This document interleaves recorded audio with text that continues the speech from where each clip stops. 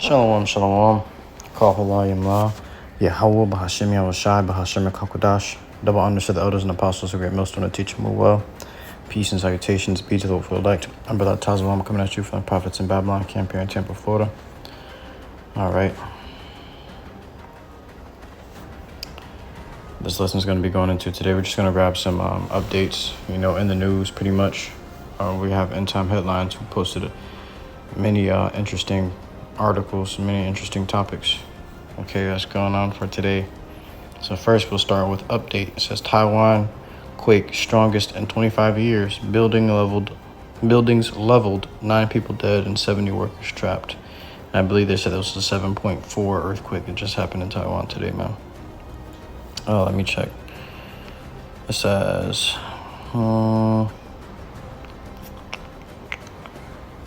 it reads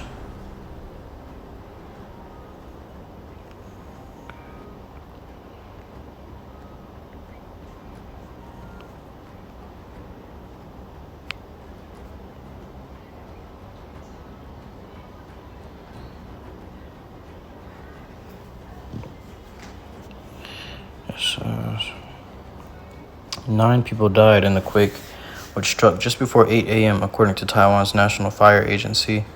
The local United Daily News reported that 3 were hikers killed in rock slides in Taroko National Park, which is in Hualien, and that a van driver died in the same area when boulders hit the vehicle. Another 934 people were injured. Meanwhile, authorities said they had lost contact with 50 people in minibuses in the national park after the quake downed phone networks. In addition, 64 people were trapped in one rock quarry and 6 in another, the fire agency said.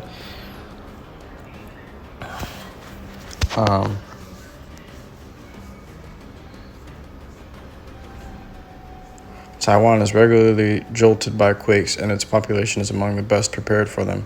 But authorities said they had expected a relatively mild earthquake and accordingly did not send out alerts.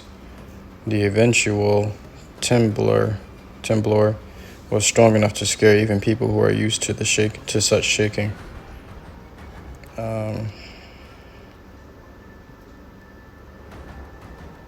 It says, quote unquote, I've grown accustomed to earthquakes, but today was the first time I was scared to tears by an earthquake, said Zin King, a resident who lives in the 5th floor apartment in Taipei. Well, imagine being on the fifth floor when an earthquake's going on, man. Thinking your building's going to collapse. It says, I was awakened by the earthquake. I had never felt such intense shaking before. All right, so Taiwan was just caught unawares by an earthquake of 7.4 magnitude, man. That's a strong earthquake. That can cause disaster. That's a disaster level earthquake.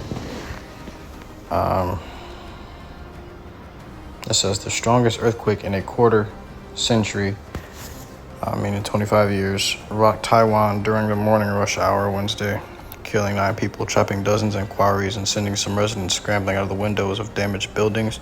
A tsunami warning was triggered but lifted.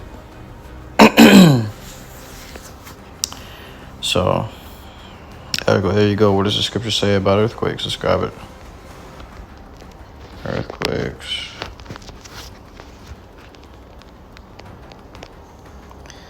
In the book of Matthew, chapter 24 and verse 7, for nation shall rise against nation, and kingdom against kingdom. For nation shall rise against nation, and kingdom against kingdom, and there shall be famines and pestilences and earthquakes in diverse places. All these are the beginning of sorrows. Salakia. So it says all these are the beginning of sorrows, meaning the Lord is telling us the time we're in. You can see that the time we're in are the beginning of sorrows. You're hearing of earthquakes, riots, uproars, wars and rumors of wars. These are all the beginning of sorrows. So we're just at the beginning of the end. Let's check another topic. It says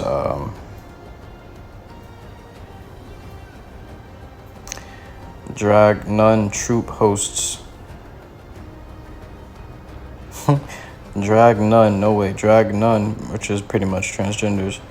Troop hosts annual Hunky JC costume contest, mocking JC and the Virgin Mary.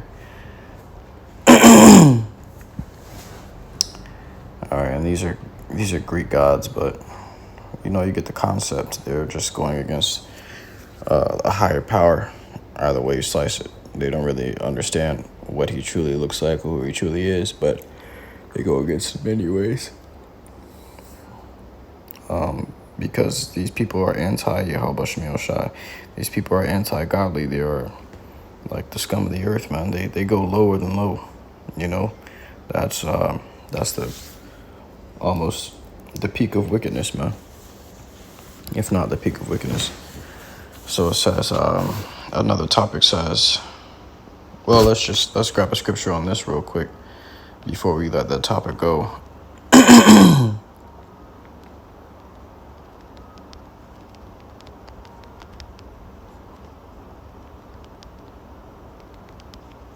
In the book of 2 Peter, chapter 3 and verse 3, knowing this first, that there shall come in the last days scoffers, walking after their own lusts.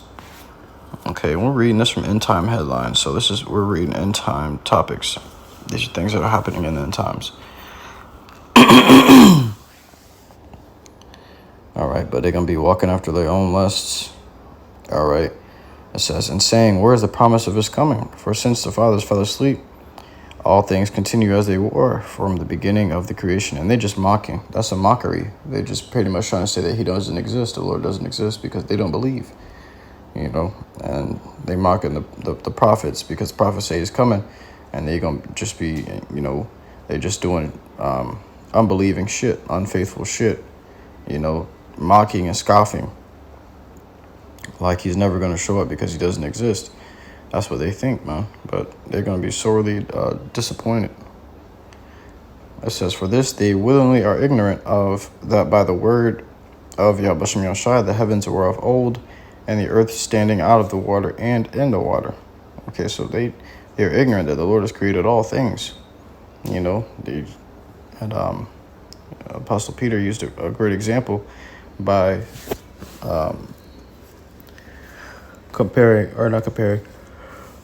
demonstrating to you the heavens and the earth. These things must have a creator. They have art. There's an art to them, and there's a cycle. These things both operate off of cycles. The earth and the heavens operate off of a cycle. You know, the heavens, they have a cycle. You know, the sun arises every day. The moon arises right after it. Okay, the moon has phases. Okay, the sun has eclipses. All right, the sun turns up the heat for the summer and turns it down during the winter.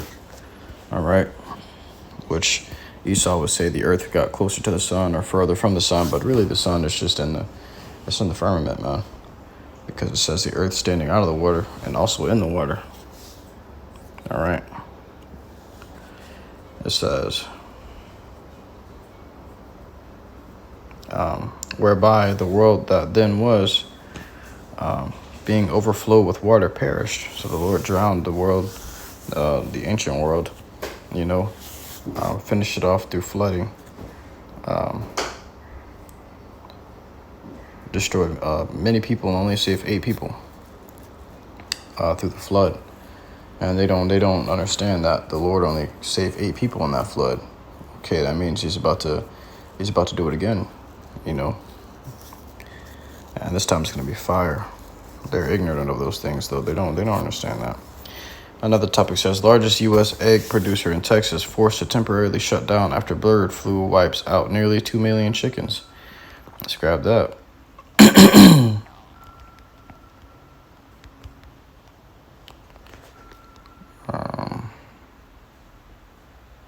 That's also in Matthew 24:7.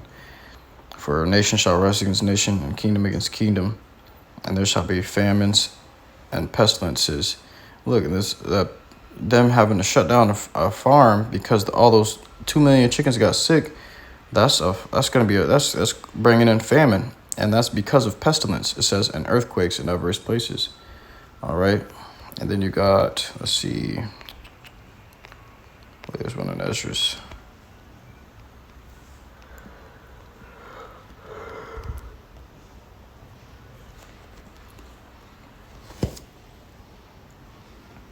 Second Ezra 15:49. I will send plagues upon thee, widowhood, poverty, famine, sword, and pestilence, to waste thy houses with destruction and death. You got Second Ezra 15:11. But I will bring them with a mighty hand and a stretched out arm, and smite Egypt with plagues as before. Now they ain't talking about the same Egypt, because Egypt was overthrown. It's talking about spiritual Sodom and Egypt, spiritual Egypt, which is America. It says, and smite Egypt with plagues as before, and will destroy all the land thereof. Second Ezra chapter 16 and verse 14 says, behold, the plagues are sent and shall not return again until they come upon the earth. All right, so it says, this is another one I want to grab. It's not showing it though. Let me just type it in. There's he that is in the field.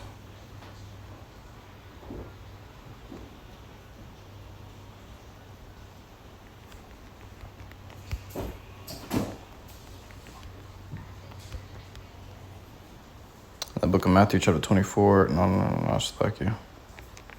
That's not it, Salakia. Bear with me. In the book of Second Ezra, chapter 15 and verse.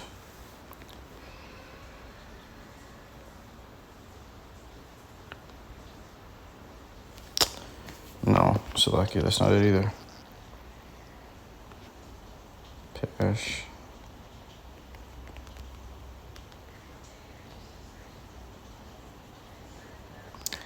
All right.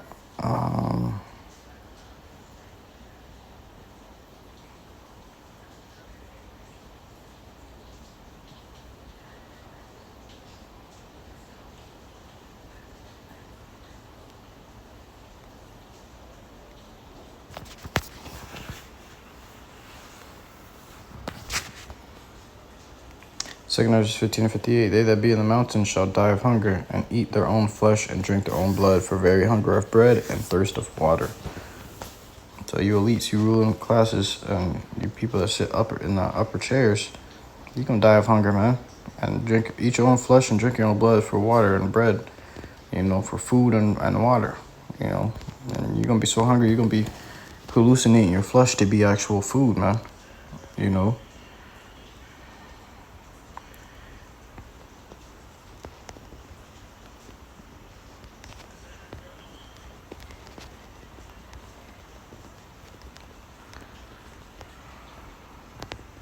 If that's the case for the elites, how much more the people that are under them that don't have all the riches and the money and the food stored up?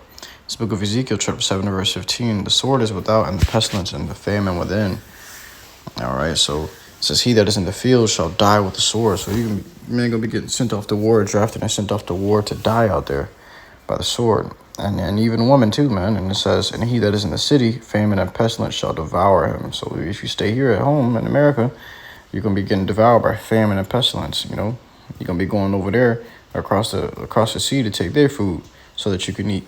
But you stay here, you ain't going to eat shit, man. And they're going to call it, we fighting for our country to get food. We're going to go get food for our country. We're getting this for our country. Nah, man, you're being sent over there to die, man. This is a spirit in the earth. Our Lord is going to overtake many. Second Ezra 5 tells you that. It says, many shall be taken in a great number. Let's grab another topic. And in time headlines, it says, I can piggyback off of the scriptures, what I just used with this topic. It says, bird flu outbreak raising concerns that dairy and beef demand may be impacted. That's going into famine. That's dairy, that's milk, that's cheese, that's butter, okay, ice cream. These things are being impacted. And then it says beef, that's a major meat supply. Okay, a major part of the day is meat. That's for you eat meat for lunch and dinner. and sometimes even breakfast. But beef is one of the most common types of meat. You run out of beef, what else do you have? All you got left is chicken and pork, and all the other uncommon meats, and those are more expensive. But how much more expensive is going to be beef when you low on it? It's going to be inflation. Another topic says U.S. immigration announces third gender option for citizenship form. Let's grab a scripture on that in the book of 2nd Ezra, chapter 5, too. It says, 2nd Ezra, chapter 5, verse 2, but iniquity shall be increased above that which now thou seest, or that thou hast heard long ago. All right, so iniquity is being increased, man. Okay, to another level, to a whole another level where the Lord's going to have to take this place, put this place out of its misery, man. The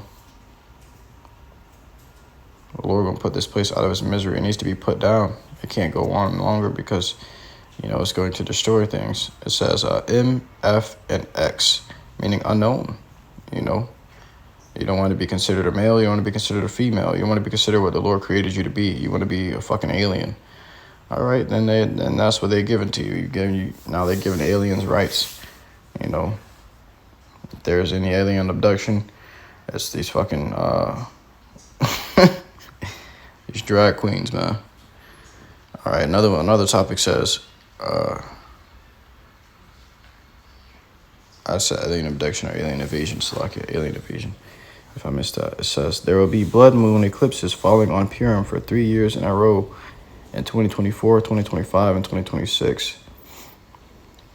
And if I'm not mistaken, man, Purim is pretty much that's like the Jews, the Jewish, so-called Jewish.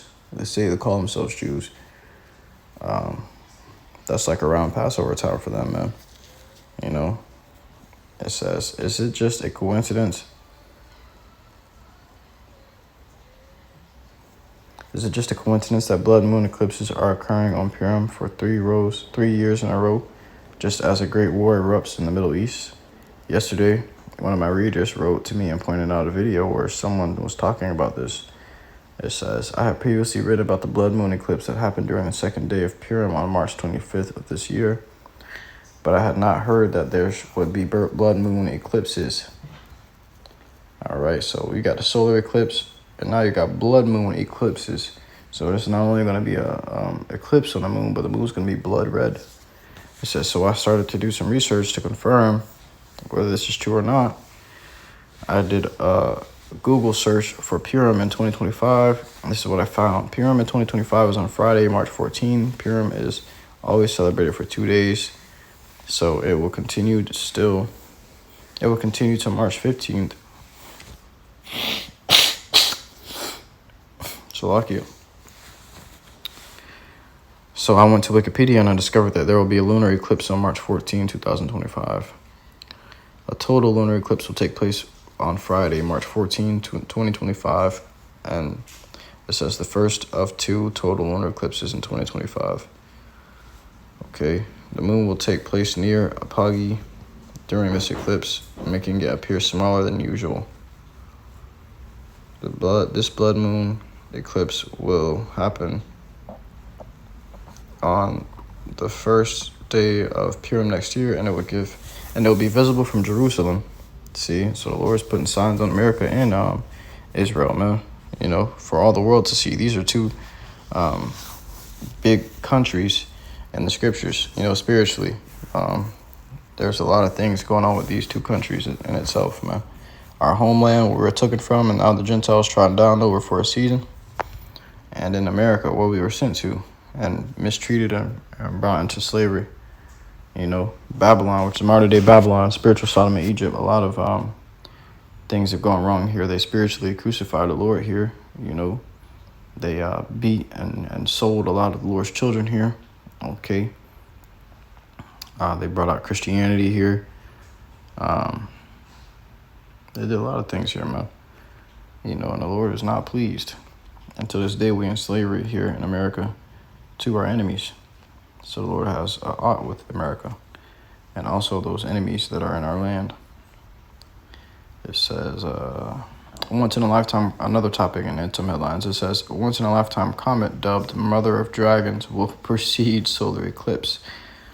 It says, before Monday's solar eclipse happens, eagle-eyed sky gazers will have a once-in-a-lifetime opportunity to see a rare green comet dubbed the Mother of Dragons in the night sky.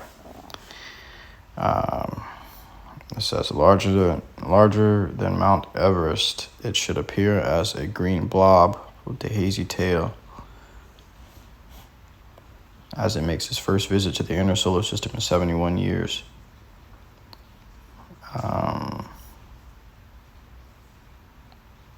Over the next few weeks, it will keep moving west towards Orion, which I think is some type of star, the constellation that looks like the great mythical hunter. Okay, that's a constellation.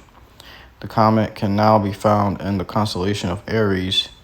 All these Greek things they put on the constellations, they come up with constellations, worshiping them, drawing shapes on the stars and shit.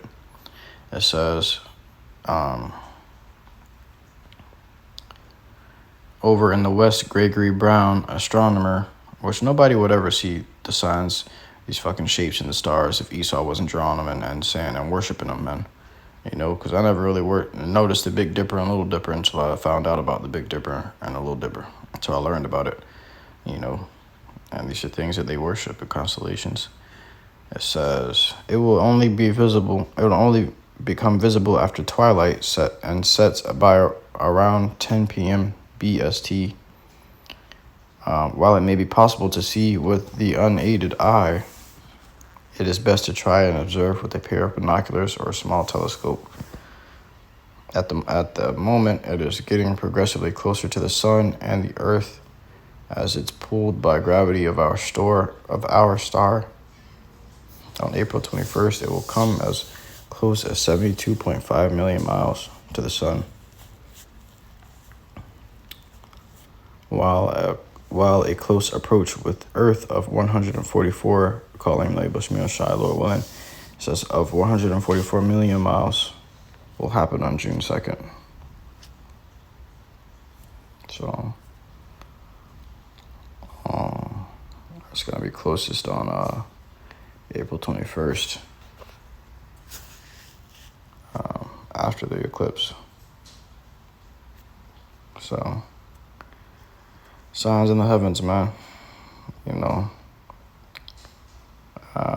it says it will grow fainter and fainter again as it travels towards the outer solar system and won't approach the Earth again until 2095. And who knows what they're doing with this, man, or where they're going with this. You know, they might be trying to do some type of Project Bluebeam shit, you know, and make it seem like there's something in the air. It's a lot of things, a lot of speculations for that day. The total eclipse was only supposed to take place for 4 minutes, so I don't see how much harm they could do with that. Weather. Another topic from End Time Headlines is this: weather service radar and warning systems failed during severe storm outbreak. And they're talking about country. They're talking about America, obviously, but they're talking about states up north. It says, let me list the states. It says, including Missouri, Illinois, and Kentucky. All right, but it says operations were back to normal. No, it says the breakdown lasted more than 4 hours. Weather Services officials said, creating intermittent network disruptions at many of its 122 offices. Each is responsible for monitoring weather and warning the public about dangerous conditions in its region. You know, and we got a storm down here. You know. Strong winds, very strong winds. I didn't get the notification or no news article popped up about it. None of that. You know how you get those articles warning you about a storm coming or a severe storm or whatever. You know, popping up on your phone, especially when you got especially when you got the news apps. They'll send you an emergency alert, or you'll get an emergency alert on your phone saying prepare for severe weather conditions or whatever. But I had 60-mile-per-hour winds blowing over my house. You know, and it said it could be damaging to property. You know, I was never one. It caught me completely unaware. I didn't know it was going to rain today or storm today. I didn't know a storm was coming. You know, but I wasn't alerted about it until almost the end of the storm. You know, so This dope was talking about things about cyber attacks and internet connections and technology or electricity being shut down or blackouts happening before ahead of the solar eclipse. You know, so who knows what's going on? Who knows what's going on? Who knows what this dope is playing? You know, but you always want to stay aware and expect the worst, man. You know, but I truly hope this lesson was edifying to you. I cannot watch the listener to the sincerity. Till next me, I give all glory, honor, praises unto YAHAWAH, BAHASHAM, YAHAWASHI, BAHASHAM, QADASH.